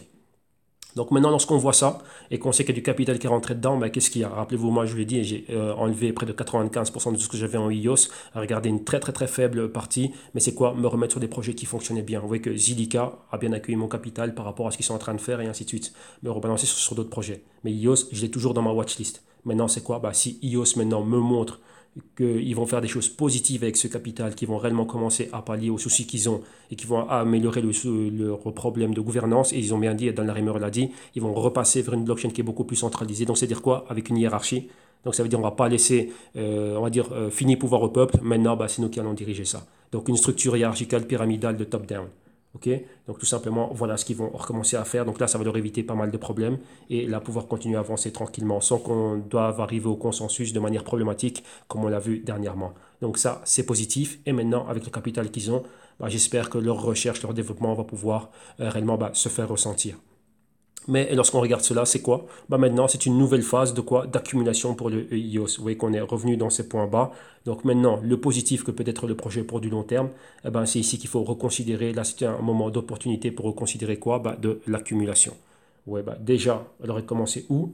Vous voyez ici, lorsqu'on prend ça, c'est ça. Donc ça veut dire en dessous des 12 dollars, bah, là, c'était un moment où on rentre dans le sell side et maintenant dans une phase de sous-évaluation. Et donc, c'est un moment clé pour pouvoir accumuler entre le prix auquel on est maintenant est les 12 dollars. Une fois qu'on passe les 12 dollars, on repart dans un nouveau cycle ABCD. Donc là, on verra si le volume suit. Très important de voir si le volume suit. Si le volume suit au niveau de quoi? Ben, génération de demandes par rapport à cela. Donc là, on le verra, mais maintenant, moment clé pour recommencer à être exposé lentement. Donc là, ici, c'est quoi? Être exposé petit à petit. Donc rappelez-vous, hein, sur base du capital, imaginez-vous, bah, je sais pas, moi j'ai 100 euros à mettre. Je vais séparer ça, on va dire, en 5 parties. Bah, boum, déjà une petite partie ici. Ça peut être une partie de quoi? Bah, tout simplement 20 euros. Voilà, que je mets ici. Mais j'ai 100 euros à placer. Et ensuite, bah, je vois petit à petit. J'ai encore des news positives qui sont là, qui commencent à arriver. J'attends un cycle A, B, C, D. Bah, dans cette rebaisse ici, bah, là, je reviens encore remettre un autre 20 euros. Et comme ça, au fur et à mesure, jusqu'à ce que j'ai placé l'argent que j'ai à placer. Pas rentrer comme ça, comme un dingue, comme un fou. Vous voyez que là, personne ne rentre comme ça, comme un dingue, comme un fou. Aucun professionnel ne fait cela. On rentre de manière stratégique. On détermine un pourcentage de notre capital. Donc, ça peut être 100 euros sur 1000 euros par exemple, et ben je me dis, bah tiens, moi il y a 10% que je vais placer ici dans le IOS, mais je vais aller tout doucement, tranquillos. Je me place au fur et à mesure que je vois que c'est ça, que c'est en train d'arriver. Tout simplement, c'est ça. Et une fois que j'ai placé mes 100 euros, quelle est la chose? Si ici, j'ai réussi à placer mes 100 euros à un niveau de 12 euros, qu'est-ce qui se passe lorsque j'arrive à 24 dollars? Bah, 12 à 24, ça fait un 100%. Donc mes 100 ici, c'est devenu 200. Donc j'ai fait un 100% avec mon argent. Donc vous devez voir les choses d'une manière complètement différente. Vous voyez, ça, c'est un travail que je fais énormément avec les clients. C'est quelque chose qu'ils ne voient pas, qu'ils ne comprennent pas, parce que voilà, beaucoup de personnes se focalisent sur le prix de l'actif. Non, c'est de l'argent que vous allez mettre à travailler et vous voulez un retour sur l'argent que vous allez placer. Donc peu importe le niveau où vous rentrez, c'est là, est-ce que je suis rentré à un niveau où il y a un potentiel retour? Mais ce potentiel retour se fait sur base de quoi? Sur une base fondamentale. Est-ce qu'il y a une demande pour cet actif? Maintenant, si cet actif il a des problèmes, imaginez-vous, il n'y a pas de demande pour une. J'ai besoin d'un véhicule et il n'y a pas de demande pour un véhicule qui ne fonctionne pas, qui ne roule pas, ou qui n'a pas de moteur ou qui n'a pas de roue. Ouais.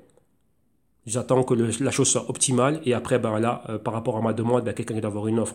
Donc moi, je m'en fous que ton véhicule il soit magnifique, il est évalué à 12 milliards, mais il ne roule pas. Je m'en fous, j'ai besoin de quelque chose pour rouler. Moi, je dois me déplacer là, maintenant. Pas demain, pas quand tu auras tes 4 roues, pas quand tu auras mis un moteur. C'est maintenant que j'ai besoin de me déplacer. Donc je vais aller vers où? Dans quoi est-ce que je vais mettre mon capital? Dans quoi? Pourquoi est-ce que je paierai mon taxi ou mon Uber? Ben, j'ai envie de prendre un taxi ou un Uber qui peut m'amener à un point A, à un point B maintenant. Parce que moi, j'ai une demande maintenant, pas demain.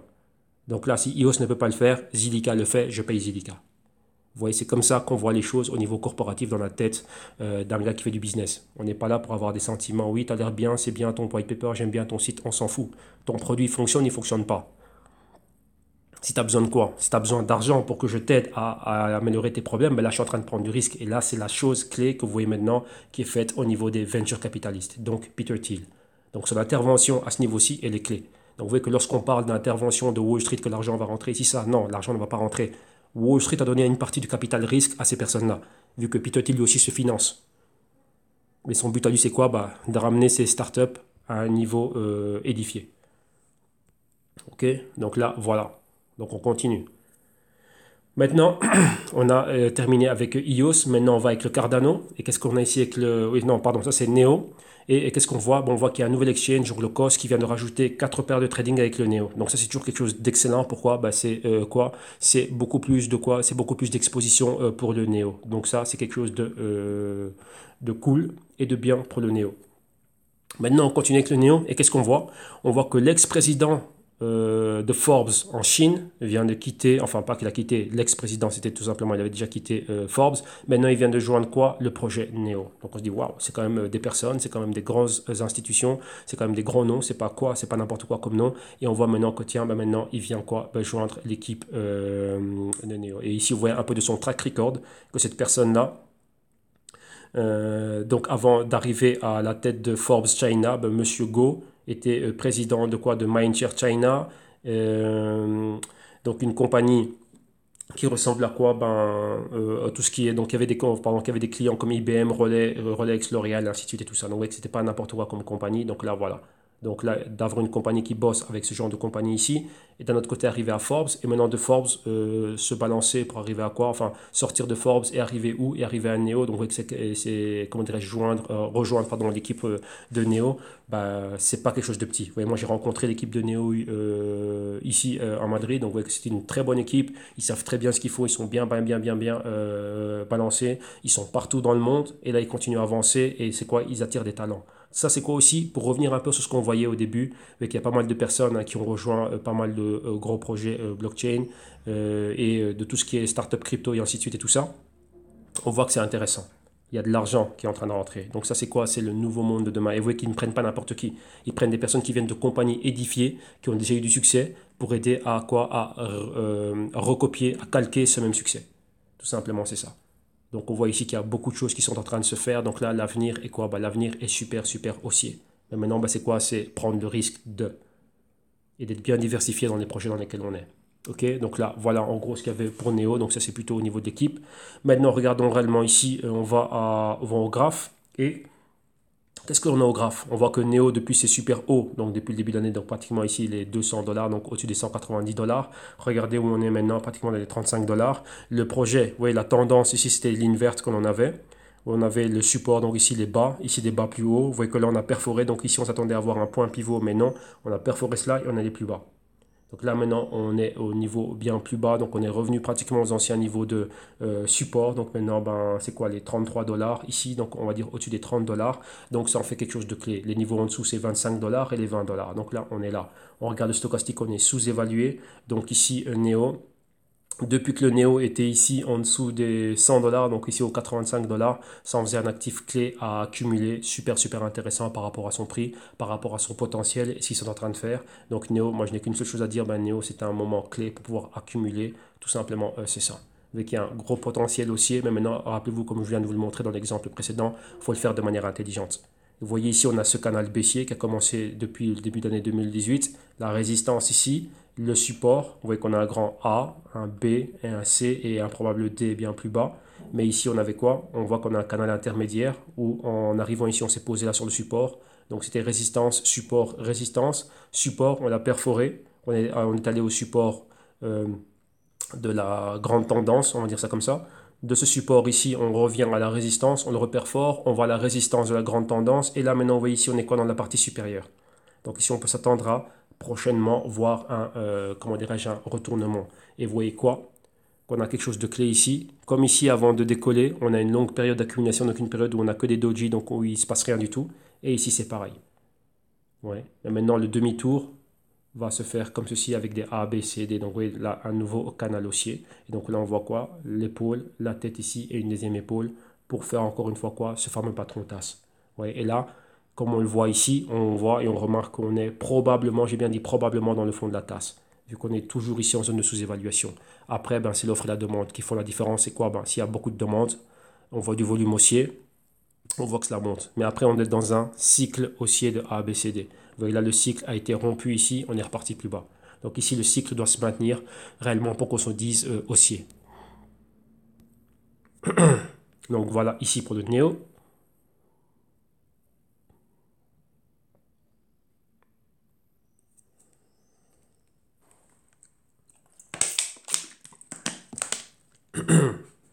Voilà, excusez-moi, je bois un petit coup. Voilà, on y va. Et donc voilà ici pour le Néo. Donc là on a vu les niveaux qui sont clés. On est posé ici en phase d'accumulation, interaction avec les moyennes mobiles ici comme on le voit. 4 semaines, 8 semaines. Et ici c'est quoi? On doit perforer cette résistance à la hausse. On a un nuage de moyenne mobile. Revenir retester la moyenne mobile de 52 semaines ici qu'on voit apparaître aux alentours des 50. Oui 55, 60 dollars. Être au-dessus de ce nuage ici de moyenne mobile, donc les 70. Atteindre ce niveau ici des 85. On a cette résistance ici. Et réellement après on peut parler d'un Néo haussier. Là, je reviens rapidement en arrière. Pourquoi? Parce que vous voyez que ceci, ça va être le niveau du coup. Ouais. Et après, ben voilà. Si on a un nouvel ABCD, donc décoller d'ici, atteindre ce niveau-là, un retest, donc la moyenne mobile de 52 semaines comme support, et après, boum, recommencer à remonter vers le. Donc là, c'est ce qu'on s'attend à voir réellement pour compléter cela. Ok? Donc là, voilà. Et maintenant, continuons et on va terminer ici avec quoi? Avec le Cardano. Et Cardano, qu'est-ce que l'on a ici? Cardano, selon ici Charles Hoskinson, qui est le fondateur, pour lui, il aimerait bien voir le Cardano être la première crypto à atteindre une market cap d'1 trilliard de dollars. Et là, ouais, il le dit souvent, il revient souvent dedans, il parle bien évidemment des bienfaits du Cardano et de l'approche blockchain qu'a le Cardano qui diffère des autres. Et pour lui, ça en fait un projet qui est très très très solide. Rappelez-vous que c'est pas n'importe qui, Monsieur Hoskinson.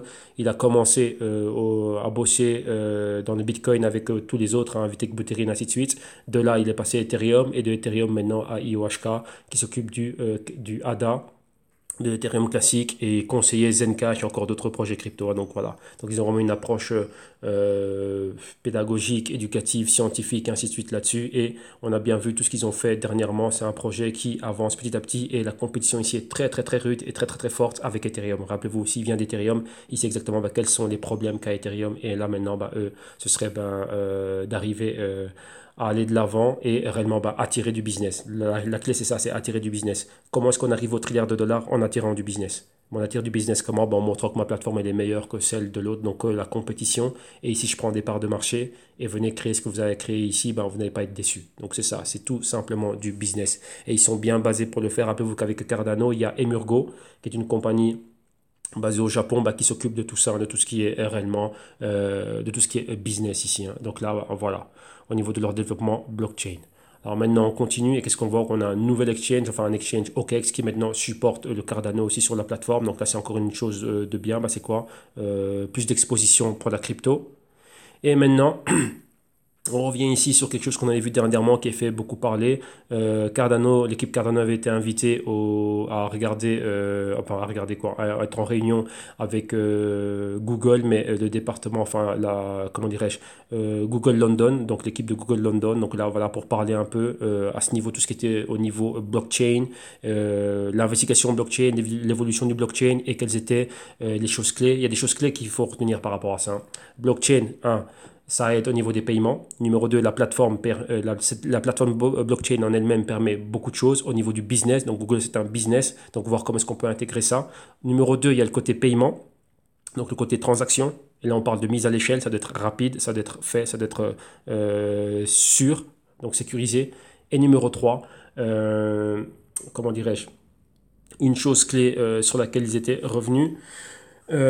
C'est quoi? Privacité lorsqu'on est en train de faire des paiements. Donc rappelez-vous ici que Google, vous avez vu que Sergey Brin, il aime beaucoup le Zero Knowledge, donc ce qu'est la technologie qui est derrière, qu'utilise le Zcash, vous voyez qu'on en parle ici. Et là aussi, Charles Hoskinson parle aussi de ce côté privé, anonymat et privacité c'est quelque chose de très délicat à prendre vraiment avec des pincettes. Et rappelez-vous, eux, ils ont quoi? Ils ont une crypto, ils sont conseillers d'une crypto qui est Zencash, qui elle est une crypto aussi anonyme et privée. Ouais, qui donne aussi ce degré d'anonymat et de privacité, donc l'anonymat ainsi de suite au niveau des transactions, donc comme le Monero, comme le Zcash, mais ouais, qu'elle n'est pas très très très connue, mais eux ils sont derrière. Donc rappelez-vous, c'est quoi? Pourquoi est-ce qu'ils sont confiés de cette crypto? Lorsque cette crypto est en train de développer sa technologie, donc la technologie de quoi? D'anonymat et de privacité, ça peut être intégré au Cardano. Ouais. Cardano peut utiliser ça lorsqu'ils ont besoin d'avoir quoi? D'avoir ce degré d'anonymat et de privacité. Voilà, on peut faire appel à la technologie. On peut associer la technologie, comment dirais-je, ce projet. Et rappelez-vous que ça, c'est quelque chose qui est tout à fait possible. Vous voyez comme ici, vous voyez des puzzles, vous pouvez emboîter cela. Rappelez-vous Quorum de JP Morgan, qui était créé sur la plateforme de blockchain d'Ethereum et qui avait le côté privé du Zcash. Donc oui, c'est juste ça, une fusion des deux. Donc là, c'est ça. Donc vous pouvez vraiment rentrer et élaborer, comment dirais-je, les blockchains avec ce que vous voulez. Donc c'est très important de savoir cela. Donc maintenant, là, le Cardano pourrait faire cela. Et vous voyez que si maintenant il y a une approche et qu'il y a un développement qui va plus loin, une collaboration, que sais-je, entre ces deux entités, directement l'entité de choix de référence, lorsqu'il faudra ramener ce degré de privacité d'anonymat, ce serait d'office le Zencash, vu qu'ils ont ça sous la main. OK?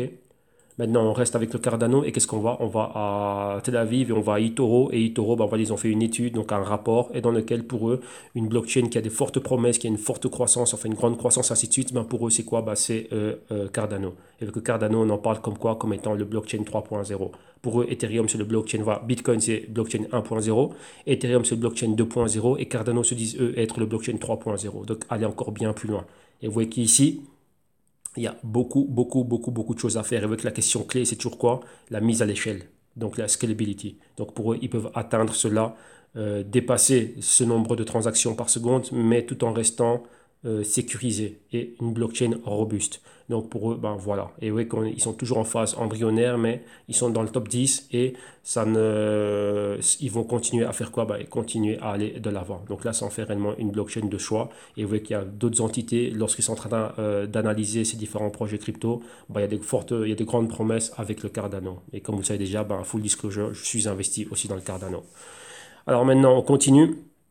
Et maintenant, qu'est-ce qu'il y a? Ben, on voit que toute la technologie, l'équipe scientifique qui est derrière le Cardano, ben, elle attire pas mal d'attention. Et vu que maintenant, ben, surtout au niveau de sa technologie de smart contracts, il y a eu un grand événement international. Et maintenant, ben, la technologie que Cardano emploie ben, a été mise à l'avant. Pourquoi? Ben, lors d'un événement, d'une convention ici de scientifiques donc du Computer Science. Donc, il y a une grosse convention internationale qui a eu lieu, un grand événement. Et là-dedans, ben, quoi? Ben, eux, ils se sont fortement intéressés à la technologie de Cardano, à leur approche, et ainsi de suite. Donc, vous voyez que là, ça en fait quelque chose de bien. Même pas que c'est intriguant, mais leur, comment dirais-je, ce qu'ils sont en train de faire au niveau de ce travail-là, ben, ça crée de l'engouement. Donc, c'est-à-dire qu'ils font les choses bien. Et bien sûr qu'ils font les choses bien, mais ils avancent à leur rythme. Oui, c'est pas aussi flashy, il n'y a pas aussi autant de capital que Ethereum, ainsi de suite. Donc, vous avez compris qui est derrière Ethereum. C'est pas aussi puissant, on va dire, que EOS aussi. Vous avez compris, bien évidemment, qui est derrière EOS, mais ça n'empêche qu'on fait du travail avec ce que l'on a. Regardez comme Zilliqa, qui est un demi-milliard, ouais, 500 millions, bah, ça ne les a pas empêchés de faire quelque chose de grand au niveau du sharding, ainsi de suite. Arriver à le résoudre avant même Ethereum. Avec le capital, ça ne fait pas toujours tout. C'est les cerveaux, les personnes qui sont derrière. Donc rappelez-vous, j'ai toujours dit, vous pouvez avoir un véhicule qui est un véhicule de F1 le plus performant et est à 3 km en pole position devant tout le monde, mais vous avez Alonso et Hamilton, vous leur donnez des charrettes, ils sont capables de vous battre. Parce que la chose la plus importante, c'est l'équipe, l'espérance de l'équipe qui est derrière. Le capital, ça fait quoi? Ça nous donne des meilleurs bureaux, ça nous donne des meilleurs sites, des meilleurs ordinateurs et ainsi de suite. Mais il faut savoir utiliser ce que l'on a. Ça, c'est quelque chose de ultra, ultra important. Ouais. Et donc là, on le voit. Donc Cardano, ils avancent ils gagnent le respect avec ce qu'ils sont en train de faire. Alors maintenant, on termine avec eux ici et on regarde Cardano. Qu'est-ce qui se passe ici avec le Cardano? On voit les niveaux auxquels on est. Donc là, qu'est-ce qu'on remarque? On remarque qu'on est revenu au niveau auquel on était ici. Donc c'est le niveau exactement des 15 cents et on est reposé dessus. Maintenant, on est aux 17 cents. Bon, ça c'est au moment où j'ai fait ma capture écran. Donc on va essayer ce matin vers 9 h du mat. Et donc là, on voit exactement qu'on y est. On est ici, on est posé là exactement sur quoi? Sur ce support et maintenant dans la même phase d'accumulation. Vous voyez que là on a beaucoup moins de volume ici. Donc maintenant on s'attend à quoi? Une probable montée. Mais probable montée c'est quoi? Il nous faut réellement beaucoup plus de volume. Vous voyez qu'on n'est pas en zone de sous-évaluation, on est exactement dans la zone de quoi? De sell side, donc juste en dessous du marqueur de 50. Mais vous voyez qu'on est en train de déjà d'onduler ici. Hein. Donc on sort de cette zone de surévaluation, on percute la zone du marqueur de 50.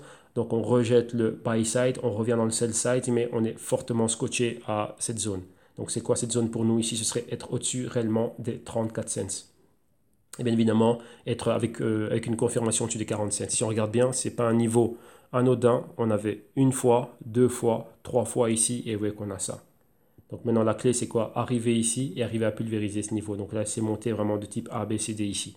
Une fois qu'on a perforé ce niveau, et qu'on revient le retester comme support et qu'on voit encore un autre point pivot ici et qu'on repart, là on peut se dire là maintenant on commence à devenir haussier. Maintenant qu'on n'a pas ça et qu'on reste tel que l'on est, mais qu'on est en train de jouer au ping-pong comme vous voyez ici entre cette résistance, support, résistance et pourquoi pas encore support, on va rester dans ce bloc d'accumulation qui lui est quoi? Le fond de la tasse. Si toutefois on ne va pas plus bas. Ouais, si on arrive à se maintenir entre les 10 cents et les 40 cents, et ne pas être plus bas que les 10 cents, on peut dire ok, on reste dans cette phase d'accumulation. Donc là, c'est ça, comme le nom le dit bien, phase d'accumulation, c'est le moment clé pour accumuler. Une fois qu'on dépasse le niveau des 40 cents, là on est déjà dans le buy side et donc là on est reparti ici dans un autre cycle. Et là, on va voir comment est-ce qu'on va évoluer jusqu'à arriver pratiquement au dollar et au-dessus du dollar, continuer à aller plus haut. Tout simplement, c'est ça. Ok? Donc voilà. Donc ici, on a vu toutes les cryptos qu'on devait voir aujourd'hui. C'est les lundis, c'est toujours une journée méga costaud. Pourquoi? Parce qu'il y a beaucoup de compétition ici. Et donc voilà, donc là, vous inquiétez pas, tous les liens, les graphiques, tout ça, vous aurez tout en description de vidéo. Donc comme ça, là, ça va vous inspirer. Vous allez pouvoir vous aussi voir ce qu'il y a, revoir les choses à revoir. Et j'espère que, comme je dis bien, ça va vous inspirer, vous orienter. Moi, d'un autre côté, pour ceux qui disent, tiens, écoute-moi Serge, moi aussi j'en veux plus, moi aussi je veux arriver à un niveau pareil d'analyse, de savoir ce qu'il y a à faire et ainsi de suite et tout ça.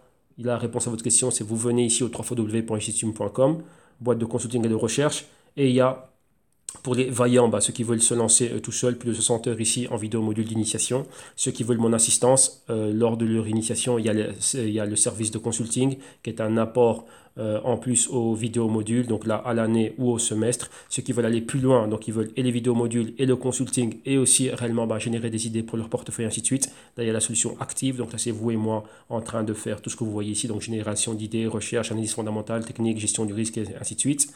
Et pour ceux qui n'ont pas besoin de guidance, il y a quoi et d'initiation et ni comment dirais-je d'accompagnement. Il y a les Global Crypto Research à l'année ici, donc là vous allez recevoir les 4 rapports de l'année, donc il y en a déjà 3 qui sont déjà publiés et plus le dernier qui va arriver lors du dernier semestre de l'année. Et à l'unité, maintenant si vous prenez cela à l'unité, vous allez recevoir le Q3, donc et les vidéos qui vont avec et le PDF de 125 pages. Ok, donc voilà. Et bien sûr, vous avez des consultings à la carte. Donc pour ceux qui aimeraient réellement réserver un mois, un trimestre, 2, 3, 4 mois, selon vos besoins. Là, vous avez ici différentes formules par rapport à cela. Et au niveau des modes de paiement, donc PayPal numéro 1, numéro 2, tout ce qui est crypto, Bitcoin, Litecoin, Dash et encore d'autres cryptos qu'on va rajouter. Et bien évidemment, on va payer via la boutique en ligne de Ticktail. Donc un exemple, comment faire cela. Donc un numéro 1, en cliquant sur le Buy Now, vous êtes redirigé vers la plateforme de paiement sécurisée de PayPal. Donc là, vous voyez, une fois que vous êtes là-dessus, vous rentrez vos informations si vous avez un compte PayPal. Si vous n'en avez pas, PayPal vous permet de procéder au checkout sans pour autant avoir un compte PayPal. Donc là, vous voyez ici, vous rentrez vos informations. Pour nous, vous nous rajoutez une adresse @gmail.com. Pourquoi pour pouvoir réellement associer le paiement comment dirais-je, à la bonne personne et directement vous pouvoir vous donner accès aux playlists privées, aux documents PDF qui accompagnent le tout et ainsi de suite. Ok, donc là, c'est une manière de le faire. Numéro 2, vous avez les cryptos. Donc via les cryptos, vous m'envoyez un email d'abord. Pourquoi? Comme ça, on va vous envoyer à travers Coin Payments. On va fixer le prix exactement. Donc là, c'est fait. Donc le prix va être gelé pendant un instant. Donc si c'est 150 euros, ça va être 150 euros en crypto. Et là, vous avez une fenêtre de temps pour pouvoir effectuer le paiement à travers une adresse qui va être générée uniquement pour vous. Et comme ça, dès que c'est fait, je sais que c'est vous. Une fois que le paiement est arrivé, vu que vous étiez déjà au contact avec moi, directement, on va pouvoir vous donner accès au contenu une fois que le paiement est validé chez nous dans le wallet. Ok. Et après, numéro 3, vous avez quoi? Vous avez ici l'option de passer par la boutique Ticktail, donc notre boutique et autre plateforme de paiement sécurisée. Et ici, vous avez accès exactement au même service, aux mêmes solutions, au même tarif. Donc là, ce sont les vidéos modules qui vous intéressent. Juste en cliquant sur le vidéo module, vous allez être redirigé directement. Hop là, attendez, voilà, être redirigé directement vers un aparté où vous allez voir exactement les vidéos modules et tout ce que vous voulez, et ainsi de suite. Ce que vous faites, c'est quoi? C'est que vous le rajoutez au panier. Voilà, une fois qu'il est dans le panier, vous vérifiez bien que c'est une unité de vidéo module qu'il me faut. Je finalise le paiement. Et là, on va au checkout. Et une fois qu'on arrive au checkout, c'est pareil. Vous retirez vos informations. Ici, vu que c'est du streaming, donc il n'y a pas de frais d'envoi ici. Donc une fois que le paiement ici, il est validé, nous, on le reçoit et on revient vers vous. Donc ici, vous nous rajoutez une adresse @gmail.com. Comme ça, on peut associer le paiement à la bonne personne et on vous envoie directement quoi? Le contenu, donc vidéo et documents qui vont avec. Et ici, bien évidemment, vous pouvez payer via Visa, Mastercard, American Express, carte de crédit, débit et ainsi de suite. Ok? Donc voilà. Donc là, vous avez tout. Vous savez exactement comment faire pour pouvoir payer. Tous ces liens, vous les aurez en description de vidéo. Ceux qui ont besoin de guidance ou de plus d'informations, vous avez les informations de contact aussi en description de vidéo. Donc vous rentrez en contact avec moi et on revient vers vous. Et voilà, comme ça après, vous aussi, vous allez pouvoir recommencer et réellement vous mettre à jour, être initié et savoir ce qu'il y a à faire à ce niveau-là. Ok? Vous allez voir, vous avez les descriptions vers les programmes. Le programme est très très très complet.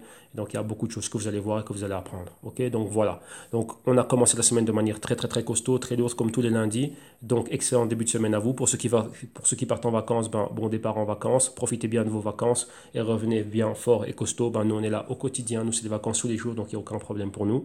Et donc on est là ici. Enfin moi du moins je suis là ici. Ok. Donc là excellent après-midi, bonne journée à tous, bon début de semaine et je vous retrouve demain mardi pour un autre crypto trading. Ok, merci à tous, bye bye.